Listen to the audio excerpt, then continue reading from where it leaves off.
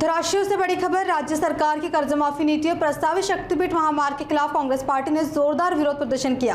यह प्रदर्शन धराशिव जिला कलेक्ट्रेट कार्यालय के सामने किया गया, जिससे बड़ी संख्या में कांग्रेस कार्यकर्ता शामिल रहे।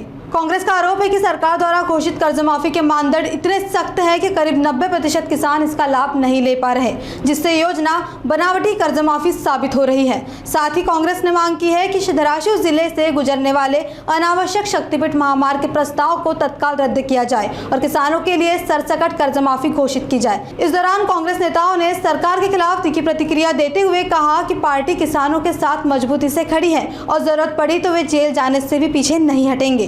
धाराशिव जिल्हा काँग्रेस कमिटीच्या वतीनं आम्ही आता जी शासनाने फुटी आणि फसवी कर्जमाफी जाहीर केली त्याच्या संदर्भात आणि जिल्ह्यातून जाणारा शक्तिपीठ मार्ग रद्द करण्यासंदर्भात हे आम्ही आंदोलन करतो आहोत। फुटी कर्जमाफी याच्यासाठी की जी 2 लाख रुपये सरकारनं परवा नुकतीच कर्जमाफी जाहीर केली त्याच्यामध्ये 90% शेतकरी त्या निकषात बसत नाहीत।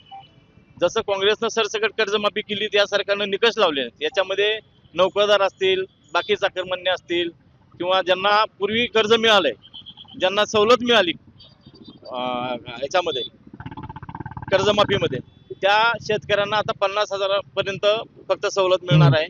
प्रत्यक्षात त्यांनी 2 लाखाची मदत कर्जमाफी जाहीर केली पण ती मिळताना दिसत नाही आणि मला वाटतं की पूर्णतः फसवेगिरी आहे सरकारची आणि शेतकऱ्यांच्या तोंडाला पानं पुसण्याचं काम सरकारनं केलेलं आहे। या जिल्ह्यामध्ये अतिवृष्टी झाली, त्याची मदत अजून मिळालेली नाही, पीक विम्याचा प्रश्न अजून मिटलेला नाही आणि त्यात ही अजून फुटी कर्जमाफी। म्हणून आम्ही आमचं स्पष्ट म्हणणं काँग्रेस पक्षाच्या वतीने की सरसकट जसं आम्ही 72,000 कोटीची काँग्रेसने कर्जमाफी जाहीर केली तशी या सरकारने सरसकट कर्जमाफी जाहीर करून 2 लाखापेक्षा जास्त मदत त्या शेतकऱ्यांना व्हावी एवढी आमची विनंती आहे। दुसरा शक्तिपीठ मार्गाचा विषय, राज्यातील 12 जिल्हे आणि धाराशिव जिल्ह्यातील 18 गावातून हा शक्तिपीठ मार्ग जातो।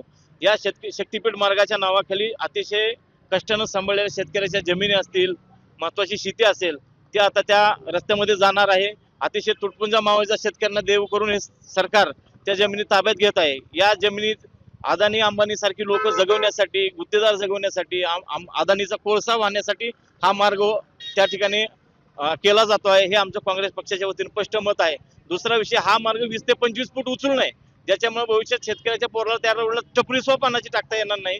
उद्या या सरकारची धोरणं आहेत नोकऱ्या उपलब्ध करून देणे तरुणाला, पण हे नोकऱ्या द्यायला तर सक्षम नाहीत। जाता ज्या शेतकरी जमीन चालली त्या शेतकऱ्याच्या पुढच्या पोराबाळानं काय करायचं, त्याच्यामुळे आम्ही पूर्णतः विचार करून या शेतकऱ्यांच्या पाठीशी राहण्यासाठी उद्या जेलमध्ये जरी जायची वेळ येते काँग्रेस पक्ष आणि या जिल्ह्यातील शेतकरी तयार आहे, एवढंच या ठिकाणी सांगतो।